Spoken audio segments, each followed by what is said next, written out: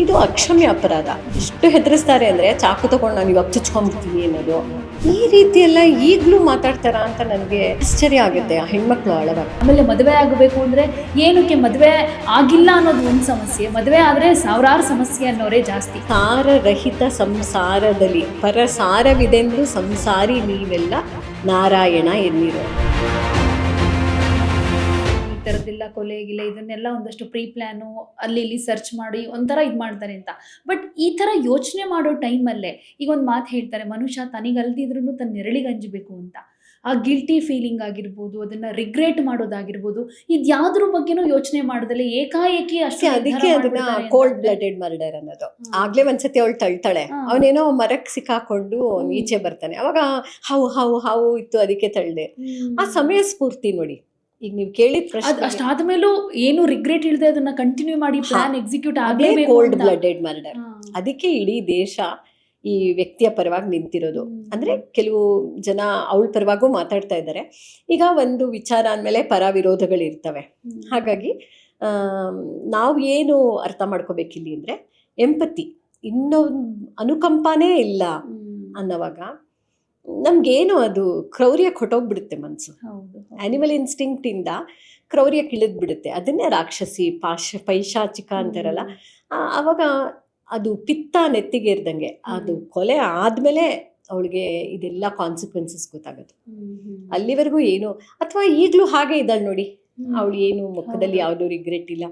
ನಿನ್ನೆ ಇದಕ್ಕೆ ವೆರಿಫಿಕೇಶನ್ಗೆ ಕರ್ಕೊಂಡು ಹೋದ ಒಂದು ಸಣ್ಣ ವಿಡಿಯೋ ಕ್ಲಿಪ್ಪಿಂಗ್ ನೋಡಿದೆ, ಅವಳ ಮುಖದಲ್ಲಿ ಯಾವ ಭಾವನೂ ಇಲ್ಲ. ಸೊ ಭಾವಗೀತೆ ಸಾಹಿತ್ಯದಿಂದ ತಾನೇ ನಮಗೆ ಲಾಲಿತ್ಯ ಬರೋದು. ಅದಕ್ಕೋಸ್ಕರ ಭಾವಗೀತೆಗಳಿಗೆ, ಸಾಹಿತ್ಯಕ್ಕೆ, ಭಾಷೆಗೆ ನಾವು ಗೌರವ ಕೊಟ್ಟಿದ್ದೇ ಹಾಗೆ. ಮನುಷ್ಯ ಒಬ್ಬನೊಬ್ಬನ ಎಲಿಮಿನೇಟ್ ಮಾಡ್ಕೊಂಡೇ ಬರ್ತಿದ್ದ. ಆದರೆ ನಾಗರಿಕತೆ ಅಂತ ಬಂದ ಮೇಲೆ ನಾವು ಆ ನಾಗರಿಕತೆಯ ಮೂಲ ಹುಡ್ಕೊಂಡು ಹೋದಾಗ ನಾವು ಒಬ್ರನ್ನ ಇನ್ನೊಬ್ರು ಎಲಿಮಿನೇಟ್ ಅಲ್ವಾ ಮಾಡೋದು. ಖಂಡಿತ. ಅದೇ ಸಂಸ್ಕಾರದ ಬಗ್ಗೆ ಹೇಳಿದ್ರಿ, ಬೆಳೆಸಿರೋ ಸಂಸ್ಕಾರ, ಅಲ್ಲಿನ ರೀತಿ ನೀತಿಗಳು ಯಾವ ಥರ ಇವ್ರ ಮೇಲೆ ಎಫೆಕ್ಟ್ ಮಾಡ್ತವೆ, ಅದನ್ನ ಅವ್ರು ಇಂಪ್ಲಿಮೆಂಟ್ ಇವತ್ತು ಮಾಡ್ತಿದ್ದಾರೆ ಅಂದರೆ ಚಿಕ್ಕದ್ರಿಂದನೇ ನಡ್ಕೊಂಡು ಬಂದಿದೆ ಅಂತ. ಬಟ್ ಚಿಕ್ಕದ್ರಿಂದನೇ ಮಕ್ಕಳನ್ನು ಸಾಕಬೇಕು ಅನ್ನೋ ವಿಚಾರದಲ್ಲಿ ಈಗ ನಾವು ನೋಡ್ತಾ ಇದೀವಿ. ಹೌ ಟು ಪೇರೆಂಟಿಂಗ್ ಅಂತ ಅಂದರೆ ಅದಕ್ಕೆ ಕ್ಲಾಸ್ ತಗೋಬೇಕು ಅನ್ನೋ ಪರಿಸ್ಥಿತಿ ಬಂದಿದೆ. ಹಿಂದೆಲ್ಲ ಹಂಗಿರಲೇ ಇಲ್ಲ. ಅವ್ರವ್ರ ಲೈಫಲ್ಲಿ ಅವ್ರು ಬ್ಯುಸಿ ಆಗ್ತಾ ಇದ್ರು, ಮಕ್ಕಳನ್ನು ನೋಡ್ಕೊಳ್ತಾ ಇದ್ರು, ಒಳ್ಳೆ ಸಂಸ್ಕಾರದಲ್ಲೇ ಮಕ್ಕಳು ಬೆಳೀತಾ ಇದ್ರು. ಈಗ ಕಂಪೇರ್ ಮಾಡ್ಕೊಂಡ್ರೆ ಈಗ ನೀವು ಸಂಸ್ಕಾರ ಅನ್ನೋದನ್ನ ಸಬ್ಕಾನ್ಷಿಯಸ್ ಮೈಂಡ್ ಅಂತ ಪರಿವರ್ತನೆ ಮಾಡ್ಕೊಳ್ಳಿ. ನನ್ನ ಸುಪ್ತ ಮನಸ್ಸು. ಈಗ ನನ್ನ ಯಾವುದೋ ಒಂದು ಕಾಲೇಜಲ್ಲಿ ಚೀಫ್ ಗೆಸ್ಟ್ ಆಗಿ ಕರೆದಿದ್ದಾರೆ. ಪ್ರತಿಮಾ ಅಲ್ಲಿ ಸ್ಟೂಡೆಂಟು, 10ನೇ ಕ್ಲಾಸು 12ನೇ ಕ್ಲಾಸು, ನೀವು ಗ್ರ್ಯಾಜುಯೇಷನ್ ಡೇ ಅಂತ ನನ್ನನ್ನು ಕರೆದಿರ್ತಾರೆ. ನಾನು ಹೋಗ್ಬಿಟ್ಟಲ್ಲಿ ನೋಡಿ, ಹೆಣ್ಮಕ್ಳೆಲ್ಲ 25 ವರ್ಷದ ಒಳಗಡೆ ಮದುವೆ ಮಾಡ್ಕೊಂಬಿಡಿ, ಮಕ್ಕಳು ಮಾಡ್ಕೊಂಬಿಡಿ. ನಾವು ಯಾರು ಆ ಥರ ಮಾತಾಡಲ್ವಲ್ಲ. ನಾವು ಸುಪ್ತ ಮನಸ್ಸಿಗೆ ಏನು ಕೊಡ್ತಾ ಇರ್ತೀವಿ, ಕನಸುಗಳನ್ನು ಕಟ್ಕೊಡ್ತೀವಿ. ನೀವು ಈ ರೀತಿ ಬೆಳಿಬೇಕು, ಆ ರೀತಿ ಬೆಳಿಬೇಕು. ನಾನು ಹಂಗೆ ಹೇಳಿದ್ಮೇಲೆ ನಿಮಗೆ ಮನೆ, ಸಂಸಾರ, ಮಗು ನೋಡ್ಕೊಳ್ಳೋದು ಇದೆಲ್ಲ ತಲೆಗೆ ಬರಲ್ಲ. ನಾನು ರೇಡಿಯಾಲಜಿಸ್ಟು, ನನ್ನ ರೇಡಿಯಾಲಜಿನಲ್ಲಿ ಮುಂದುವರಿಬೇಕು. ಏನೇನು ಟೆಕ್ನಾಲಜಿ ಇದೆ ಹೊಸದು ಈ ಕ್ಷಕಿರಣ ಡಿಪಾರ್ಟ್ಮೆಂಟಲ್ಲಿ ಅಂತ ನೀವು ನೋಡ್ತಾ ಇರ್ತೀರಾ. ವಿಭಾಗದಲ್ಲಿ ಏನಿದೆಯೋ ಅದನ್ನೆಲ್ಲ ಕಲ್ತ್ಕೊಂಡ್ಬಿಡ್ತೀರಾ. ಸೊ ನಿಮ್ಮ ಬುದ್ಧಿಮತ್ತೆ ಒಂದು ಕ್ಷೇತ್ರಕ್ಕೆ ಸೀಮಿತ ಆಗೋಗುತ್ತೆ. ಅದನ್ನೇ ಗಂಡು ಮಾಡ್ತಾ ಇದ್ದಿದ್ದು. ಈಗ ಹೆಣ್ಣು ಮನೇನೂ ನೋಡ್ಕೊಬೇಕು, ಹೊರಗೂ ಹೋಗಬೇಕು ಅನ್ನೋದೊಂದು ಕಾಲ ಇತ್ತು. ನಂತರದಲ್ಲಿ ನಾನು 4:15 ಎದ್ದು ಅಡುಗೆ ಮಾಡಿಟ್ಟು ದಬ ದಬ ದಬ ಅಂತ ಒಂದು ಬಸ್ ಹಿಡ್ಕೊಂಡು ನಾನು ಹೋಗ್ತಾ ಇದ್ದೆ. ಸೊ ಯಾಕೆ ಅಷ್ಟು ಕಷ್ಟಪಡ್ತೀಯಾ, ಅವ್ನು ದುಡಿತಾನಲ್ಲ ಅಂತ ತುಂಬ ಜನ ಹೇಳಿದರು. ಆದರೆ ನನಗೆ ವೈಯಕ್ತಿಕವಾಗಿ ನನ್ನ ಅಭಿವ್ಯಕ್ತಿ ಬೇಕಾಗಿತ್ತು. ಮತ್ತು ನನಗೆ ಮನೇನೂ ಬಿಟ್ಕೊಡ್ಬಾರ್ದು, ಮನೆ ನಂದು ಅಂತಲೂ ಇತ್ತು. ಆದರೆ ಹೋಗ್ತಾ ಹೋಗ್ತಾ ಹೋಗ್ತಾ ಆ ಭಾವ ಕಡಿಮೆ ಆಗಿರ್ಬೋದು. ಎಲ್ರಿಗೂ ಹೊಟ್ಟೋಗಿದೆ ಅಂತ ನಾನು ಹೇಳಲ್ಲ.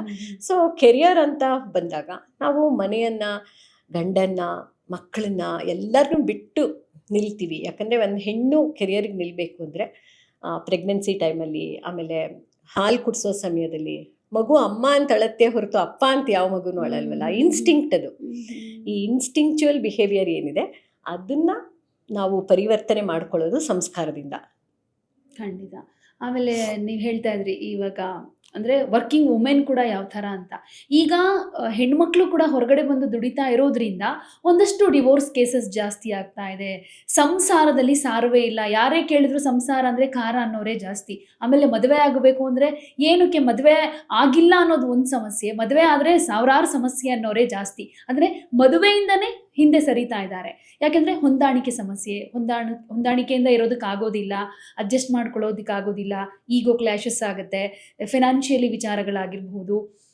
ಇದೆಲ್ಲವನ್ನು ರಿಸ್ಕ್ ತಗೊಳ್ಳೋದಕ್ಕೆ ಯಾರಿಗೂ ಇಷ್ಟ ಇಲ್ಲ, ಆ ರೆಸ್ಪಾನ್ಸಿಬಿಲಿಟಿ ತಗೊಳ್ಳೋದಕ್ಕೆ ಯಾರಿಗೂ ಇಷ್ಟ ಇಲ್ಲ. ಬಿಕಾಸ್ ಡಿವೋರ್ಸ್ ರೇಟ್ ಜಾಸ್ತಿ ಆಗ್ತಾ ಇರೋದಕ್ಕೆ, ಜೊತೆಗೆ ಕೌಟುಂಬಿಕ ಕಲಹಗಳು ಅಂದರೆ ಸಾವಿರಾರು ಇರುತ್ತೆ. ಅಂಥ ಒಂದು ಕಡೆಗೆ ಸಮಾಜ ಸಾಗ್ತಾ ಇದೆ ಅಂತ ಅಂದರೆ ಇದನ್ನು ಹೇಗೆ ಅಕ್ಸೆಪ್ಟ್ ಮಾಡ್ಕೊಳ್ಳೋದು? ಓಕೆ, ಇದು ಸರಿ, ಪ್ರಾಕ್ಟಿಕಲ್ ಆಗಿರೋಣ ಅಂತ ಅಂದ್ಕೊಳ್ಳೋದಾ, ಇಲ್ಲ ಮದುವೆ ಅನ್ನೋ ವ್ಯವಸ್ಥೆ ಇರಬೇಕು ಅನ್ನೋ ಥರ ಅಂದ್ಕೊಳ್ಳೋದಾ? ಈಗ ಮದುವೆ ಅನ್ನೋ ವ್ಯವಸ್ಥೆನೇ ಆರ್ಟಿಫಿಷಿಯಲ್ಲು, ಬಟ್ಟೆನೂ ಆರ್ಟಿಫಿಷಿಯಲ್ಲು ಮನುಷ್ಯನಿಗೆ, ಇದೆಲ್ಲ ಕೃತಕ. ಆಯ್ತಾ? ಈಗ ಒಂದು ಅಕೌಂಟಬಿಲಿಟಿಗೋಸ್ಕರ ನಾವು ಗಂಡು ಹೆಣ್ಣು ನೀವಿಬ್ಬರೇ ಸಂಸಾರ ಮಾಡ್ಕೊಳ್ಳಿ, ಯಾರ ಮಕ್ಕಳು, ಯಾರಿಂದ ಯಾವ ಕಾಯಿಲೆ ಬರ್ತಾ ಇದೆ ನಮಗೆಲ್ಲ ಗೊತ್ತಾಗಬೇಕಾಗಿತ್ತಲ್ವಾ? ಯಾವುದೋ ಒಂದು ಸಾವಿರಾರು ವರ್ಷದ ಹಿಂದೆ ಒಂದು ಗಂಡು ಹೆಣ್ಣುನ ನೀವು ಈ ಕುಟುಂಬ ನಡೆಸ್ಕೊಂಡು ಹೋಗಿ, ಇದಕ್ಕೆ ಸೇರಿದವರೆಲ್ಲ ಈ ಕುಟುಂಬದವರು ಅಂತ ಮಾಡಿದಾಗ ನಮಗೆ ಗೊತ್ತಾಯಿತು ಈ ತಳಿ ಎಲ್ಲಿಂದ ಬರ್ತಾ ಇದೆ ಅಂತ. ಗೊತ್ತಾಯ್ತಾ?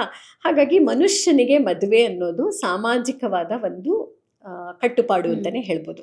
ಇಲ್ಲಿ ಏನಾಗುತ್ತೆ, ಸಾರರಹಿತ ಸಂಸಾರದಲ್ಲಿ ಪರಸಾರವಿದೆಂದು ಸಂಸಾರಿ ನೀವೆಲ್ಲ ನಾರಾಯಣ ಎನ್ನಿರೋ ಅಂತ ಹಾಡು. ಸಂಸಾರದಲ್ಲಿ ಸಾರ ಇಲ್ಲವೇ ಇಲ್ಲ, ಸಾರರಹಿತ ಸಂಸಾರದಲ್ಲಿ ಪರಸಾರ ಇದೆಂದು. ಇಲ್ಲಿ ನಾನು ಪರಮಾತ್ಮನನ್ನ ಕಾಣಬೇಕು. ಒಂದು ತಾಯಿ ಮಗುವನ್ನ ಎತ್ಕೋತಾಳೆ, ಅದು ಅಳ್ತಾ ಇದೆ, ಅದನ್ನು ಸಮಾಧಾನ ಮಾಡ್ತಾಳೆ ಅಂದರೆ ಅಲ್ಲಿ ಪರಮೇಶ್ವರನನ್ನ ನಾವು ನೋಡ್ತಾ ಇರ್ತೀವಿ. ಒಬ್ಬ ತಂದೆ ಮನೆಯೆಲ್ಲ ಬಿಟ್ಟು ಹೊರಗಡೆ ಧೂಳು, ಒಂದು ಬೆವರು, ಕಷ್ಟ, ಒಂದು ಬಸ್ ಹಿಡ್ಕೊಂಡೋಗಿ ಬರೋದು, ಅಥವಾ ಅವನು ಯಾರೋ 5 ಸ್ಟಾರ್ ಆಫೀಸ್ ಮಾಡ್ಕೊಂಡಿದ್ದಾನೆ ಅಂದರೆ ಅವನಿಗೆ ಸುಲಭ ಅಂತ ಹೇಳೋಕ್ಕಾಗಲ್ಲ, ಅವನಿಗೂ ಸ್ಪರ್ಧೆಗಳಿರ್ತಾರೆ. ಸೊ ಹಾಗಾಗಿ ಯಾವುದೇ ಒಂದು ತಂದೆ ಮನೆಗೆ ದುಡ್ಡು ತಂದು ಹಾಕುವಾಗ ಅವನ ಶ್ರಮದಲ್ಲೂ ಪರಮೇಶ್ವರ ಇರ್ತಾರೆ. ಅದಕ್ಕೆ ಪರಸಾರ ಇದೆಂದು ಸಂಸಾರಿ ನೀವೆಲ್ಲ ನಾರಾಯಣ ಎನ್ನಿರೋ. ಈ ಸಂಸಾರದಲ್ಲಿರೋ ಅಷ್ಟು ಅಧ್ಯಾತ್ಮಕತೆ ಸಂಸಾರಿ ಜೀವನದಲ್ಲಿ ಇರಲ್ಲ. ಅವ್ನು ನೋಡಿ ಬಾಂಗ್ ಹೊಡ್ಕೊಂಡು ಕೂತಿರ್ತಾನೆ, ಅರ್ಥ ಆಯ್ತಾ, ಜಟೆ ಬಿಟ್ಕೊಂಡಿರ್ತಾನೆ, ಅವ್ನಿಗೆ ಯಾವ ಕಟ್ಟುಪಾಡು ಇಲ್ಲ. ಅದು ಅಧ್ಯಾತ್ಮ ಅಲ್ಲ ನನ್ನ ಪ್ರಕಾರ. ಸಂಸಾರನೇ ನಿಜವಾದ ಅಧ್ಯಾತ್ಮ. ನಾನೇನೋ ಒಂದು ಖುಷಿ ಖುಷಿ ಹುಡುಗಿ, ಅವ್ರು ಏನೋ ಖುಷಿ ಖುಷಿ ಹುಡುಗ ಆದರೆ ಓಕೆ ಫೈನ್, ಆದರೆ ಅವರಲ್ಲಿ ಸ್ವಲ್ಪ ಒಂದು ಪರ್ಫೆಕ್ಷನಿಸಮ್ ಜಾಸ್ತಿ. ಈ ಲೋಟ ಯಾಕೆ ಇಲ್ಲಿಟ್ಟಿದ್ಯಾ, ನೀರ್ ಮೇಲೆ ಮುಚ್ಚಿಟ್ಟಿಲ್ಲ, ಈ ಪೆನ್ ಯಾಕೆ ಅಲ್ಲಿಟ್ಟೆ, ಹಿಂಗೆ ಕ್ವಶನ್ ಮಾಡಿದಾಗ ನನಗೆ ಅವನ ಜೊತೆ ಇರೋಕ್ಕಾಗಲ್ಲ. ಏನು ಇವಾಗ ಒಂದು 5 ನಿಮಿಷ ಅಲ್ಲಿರಲಿ, ಬಂದು ಎತ್ತಿಡ್ತಿದ್ದೆ, ಕಟ್ಟೆ ಕ್ಲೀನ್ ಆಗಿಬಿಡ್ಬೇಕು, ನೀನೇ ಮಾಡು ಅಂತೀವಿ. ಈ ಒಂದು ಯಾರು ಯಾವ ಕೆಲಸ ಮಾಡಬೇಕು, ಯಾಕಂದರೆ ಸೇತುರಾಮ್ ಯಾವುದೋ ಒಂದು ಮಾತಲ್ಲಿ ಹೇಳ್ತಾರೆ, ಸಂಸಾರ ಅಂದರೆ ಏನು, ಬೆಳಗ್ಗೆ ಎದ್ದರೆ ಬಾಯಿ ಹೊಲಸು, ಮೈ ಹೊಲಸು, ಮಲಗಿದ ಜಾಗ ಹೊಲಸು, ನೀವು ಸ್ನಾನ ಮಾಡ್ತೀರಾ ಬಚ್ಚಲ ಮನೆ ಹೊಲಸು, ಅಡುಗೆ ಮಾಡ್ತೀರಾ ಅಡುಗೆ ಕಟ್ಟೆ ಹೊಲಸು, ಮಕ್ಕಳಿದ್ರೆ ಅವೆಲ್ಲ ಪೇಪರು, ಪೆನ್ಸಿಲ್ಲು, ಆಟದ ಸಾಮಾನು, ಅದು ಇದು ಮನೆಯೆಲ್ಲ ಹರಡತ್ವೆ. ಅವ್ರನ್ನೆಲ್ಲ ಶಿಸ್ತಿಗೆ ತಗೊಂಬಂದು ದೇವ್ರ ಮನೆಗೆ ಹೋದರೆ ನೆನ್ನೆ ಹಾಕಿದ ಹೂವು ಇವತ್ತಿಗೆ ನಿರ್ಮಾಲ್ಯ. ಸೊ ಏನಿದೆ ಹೇಳಿ ಸಂಸಾರದಲ್ಲಿ? ಕ್ಲೀನಿಂಗೇ ಜಾಸ್ತಿ. ಸೊ ಈ ಮ್ಯಾನ್ಯುವಲ್ ಲೇಬರ್ ಯಾರು ಮಾಡೋಕ್ಕೆ ರೆಡಿ ಇದ್ದಾರೆ? ಹೊರಗಡೆ ನೋಡಿ, ನಾನು ಇವತ್ತಿಲ್ಲಿ ಬಂದು ಕೂತಿದ್ದೀನಿ AC ರೂಮಲ್ಲಿ ಅಚ್ಚುಕಟ್ಟಾಗಿ ಮಾತಾಡ್ತಾ ಇದ್ದೀನಿ. ಎಲ್ಲರಿಗೂ ಸಬ್ಜೆಕ್ಟ್ ಎಕ್ಸ್ಪರ್ಟ್ ಆಗಬೇಕು, ಎಲ್ಲರಿಗೂ ಆಸೆ ಇರುತ್ತೆ, ಆದರೆ ತ್ಯಾಗನೂ ಇರಬೇಕಲ್ಲ. ಆ ಮದುವೆ ಅನ್ನೋದು ಒಂದು ಅಭ್ಯಾಸ ಆಗಬೇಕು. ಅಭ್ಯಾಸ ಆಗೋಕ್ಕೆ ನಮಗೊಂದು ಚಿಕ್ಕ ವೈರಾಗ್ಯ ಇರಬೇಕು. ವೈರಾಗ್ಯ ಇಲ್ದಲೆ ಮದುವೆನಲ್ಲಿ ಇರೋಕ್ಕೆ ಸಾಧ್ಯ ಇಲ್ಲ. ನಾವು ಮದುವೆ ಅಂದರೆ ಒಂದು ಎಂಜಾಯಿಂಗ್ ಪಾಯಿಂಟ್ ಅಂತ ತಿಳ್ಕೊತೀವಿ. ಕುಡಿಯಲ್ಲ ಗಂಡು ಅಂತ ಡಿವೋರ್ಸ್ ಮಾಡಿರೋ ಹೆಣ್ಮಕ್ಳು ತುಂಬ ಜನ ಇದ್ದಾರೆ. ಇಲ್ಲಿ ಹೊಂದಾವಣಿಕೆ ಪ್ರಶ್ನೆ ಬರೋದೇ ಇಲ್ಲ. Life style matters. ನನಗೆ ಬೇಕು ಅಂದಾಗ, ಇವಾಗ ಅರ್ಜಿತ್ ಸಿಂಗ್ ಹಾಡ್ತಾ ಇದ್ದಾರೆ, ಅಲ್ಲಿ ಹೋಗಬೇಕು. ನಾನು ಹೇಳ್ತಾನೆ, ನಾನು ಅದಕ್ಕೆಲ್ಲ ಬರಲ್ಲ, ನಾನು ತ್ಯಾಗರಾಜರ ಆರಾಧನೆ ಕರ್ಕೊಂಡು ಹೋಗ್ತೀನಿ. ಅವಳು ತ್ಯಾಗರಾಜರ ತಿರುವಯ್ಯಾರ್ಗೆ ಹೋಗೋಕೆ ಅವಳಿಗಿಷ್ಟ ಇರಲ್ಲ. ಡೆಲ್ಲಿಗೆ ಹೋಗಿ ಅರ್ಜಿತ್ ಸಿಂಗ್ ಹಾಡು ಕೇಳಬೇಕು ಅಂತ ಆಸೆ ಇರುತ್ತೆ.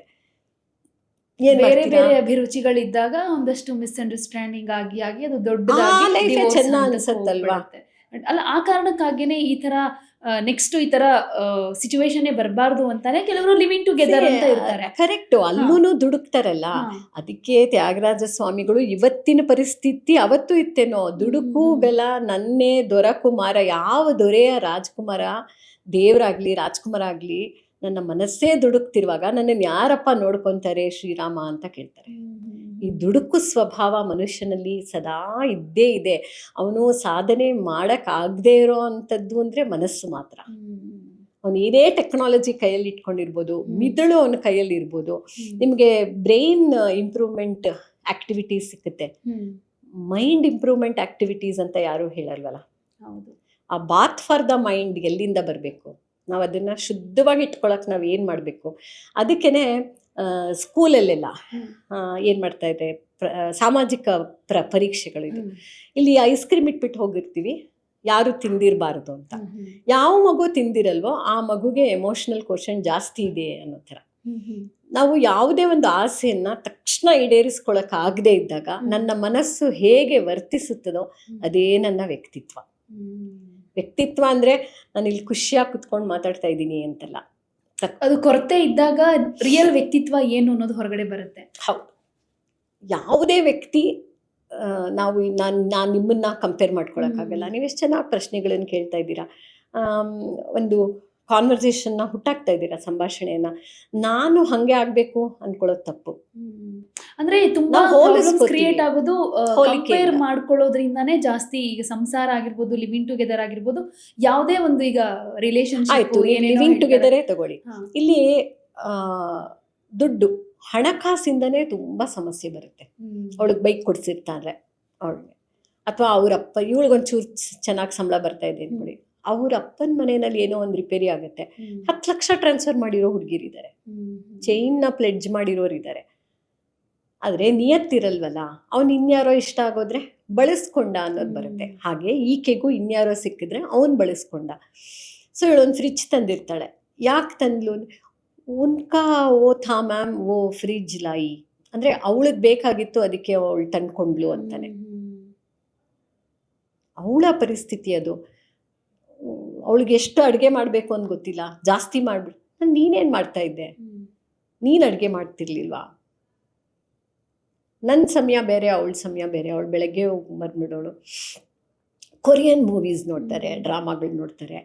ಅಂದರೆ ನಾನು ವೈಯಕ್ತಿಕವಾಗಿ ಜಪಾನೋ ಕೊರಿಯಾನಲ್ಲೋ ಎಲ್ಲೋ ಸಾಂಸ್ಕೃತಿಕವಾಗಿ ಎಲ್ಲೋ ಇದ್ದೀನಿ, ಆದರೆ ಭೌಗೋಳಿಕವಾಗಿ ಬೆಂಗಳೂರಲ್ಲಿದ್ದೀನಿ, ಅಥವಾ whichever town in India. ಅವಾಗೇನಾಗುತ್ತೆ, ನನ್ನ ಮನಸ್ಸು ಆ ಸಂಸ್ಕೃತಿನ ಇಷ್ಟಪಡುತ್ತೆ, ಈ ಸಂಸ್ಕೃತಿ ನನಗೆ ಇಷ್ಟಪಡಲ್ಲ. ನಾನು ಹಾಗಾಗಿ ಬೆಳಗ್ಗೆ ಇದ್ದರೆ ಮೋಮೋಸ್ ಇರಬೇಕು, ಇಡ್ಲಿ ಇಟ್ಟರೆ ಕೋಪ ಮಾಡ್ಕೊಳ್ತಾರೆ. ಉಪ್ಪಿಟ್ಟಿಗೆ ಕೋಪ ಮಾಡ್ಕೊಳ್ಳೋರು ಕೇಳಿದೆ, ಇಡ್ಲಿಗೂ ಕೋಪ ಮಾಡ್ಕೊಳ್ಳೋ ಹೆಣ್ಮಕ್ಳು ಇದ್ದಾರೆ, ಗಂಡ್ಮಕ್ಳು ಇದ್ದಾರೆ. ಅದರಿಂದ ಆ ಮಗುಗೆ ಯಾವುದಕ್ಕೆ ಕೋಪ ಬರ್ತಾ ಇದೆ? ಒಂದು LKG ಮಗು ಹಾಕಿದ್ದೆ ಹೊಡೆದು ಇಡ್ತಾ ಇತ್ತು. Subscribe to One India and never miss an update. Download the One India app now.